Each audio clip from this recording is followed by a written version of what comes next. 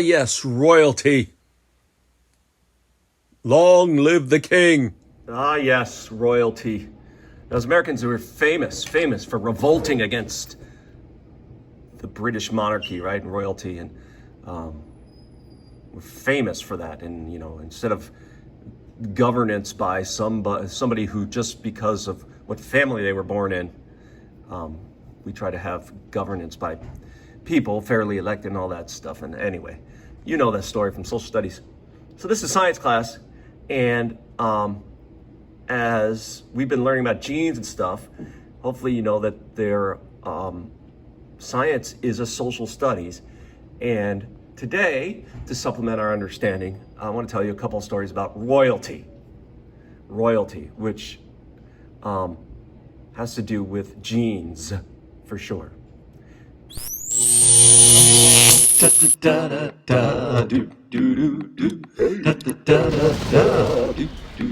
All right. Hey now. Mr. Kovacs class. It's Mr. Kovacs class. You might learn a ton. It's Mr. Kovacs class. It's interesting too. It's Mr. Kovacs class. And he's super cool. It's Mr. Kovacs class. Let's see, I'm gonna start with King Henry VIII. King Henry VIII was King of England.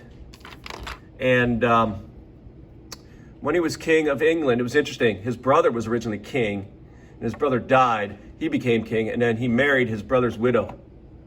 Her name was Catherine of Aragon.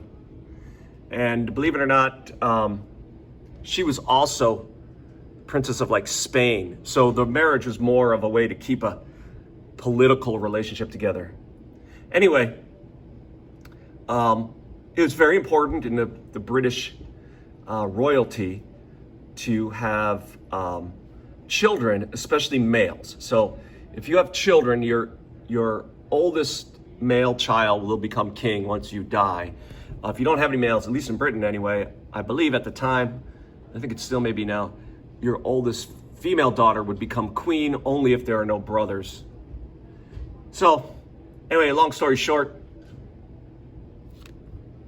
Catherine and Henry tried to have children, and they succeeded in having girls. He blamed her. By now you know what's wrong with that. Right, you know what's wrong with that, right? He blamed her, but if you think about it, right, he was making sperm cells, and in his sperm cell he either puts an X or a Y chromosome. She was making egg cells, and she was always putting an X in the egg cell, and then if we Punnett squared that up, sorry for my rushed Punnett square here, but if we Punnett square that up, we get 4 possible babies, right? XX, who's going to be a girl. XX, who's going to be a girl. YX, who's going to be the son. And YX, son, heir to the throne. Who determined whether or not they had boy and girl? Not the princess, the king. Well, he blamed her anyway. And then actually there's a lot of really great stories continuing with King Henry VIII. He then divorced Catherine. They got into a big fight with the Catholic Church. He then rejected the Catholic Church, and that's where the Church of England, or the Anglican or Episcopalian Church started.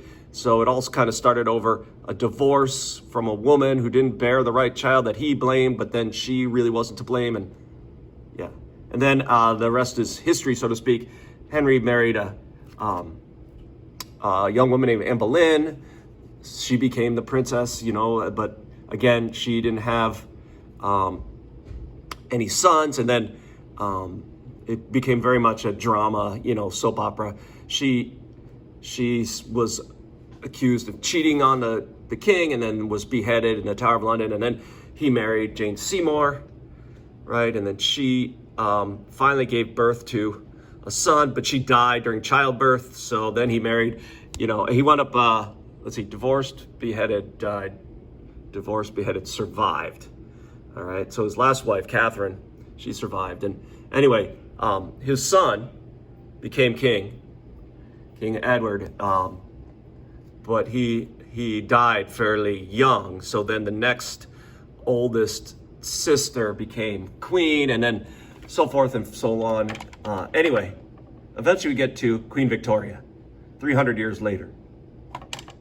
The Queen Victoria, she became queen when she was quite young, actually. She was like 18, and then she was queen for a long time. And when she was Queen of England, England was the most powerful nation on earth. We call that time the Victorian era, or more specifically, she was queen from like 1840 to right around the turn of the century, 1901. Okay, so it's Queen Victoria. Now, what's interesting about Victoria is she had like 9 children, and they had children, and they had children, and so forth. And what's weird about royal people, royal families, is they believe that they are better than everyone else because of their family. So when it's time to have children, they do not want to mix, usually, with people who are not also royal.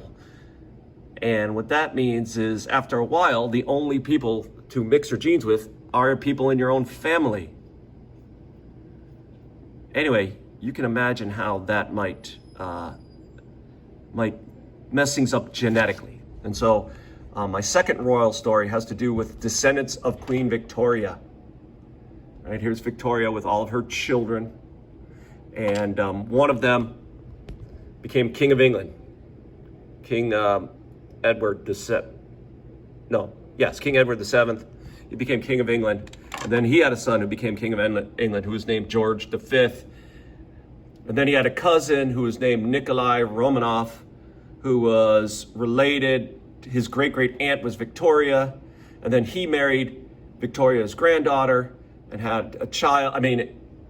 Anyway, to make a long story short, because there's so much inbreeding, there was a terrible genetic condition called hemophilia that afflicted Queen Victoria and her descendants. And it actually, you'll find in part 3 today, it led to the demise of the Russian Empire, and unfortunately to the assassination, or really the execution of Nikolai Romanov. You'll learn that in part 3, but I'm going to show you what happens in hemophilia. X chromosome. Everybody's got one. And on the X chromosome are genes. They're attached. So we call them X-linked genes. And one of the genes that's attached to the X chromosome gives you the ability to clot your blood. So I'm just going to call it H. All right. People are hemophiliacs. They have a mutant of that gene that doesn't make the right proteins. It's recessive.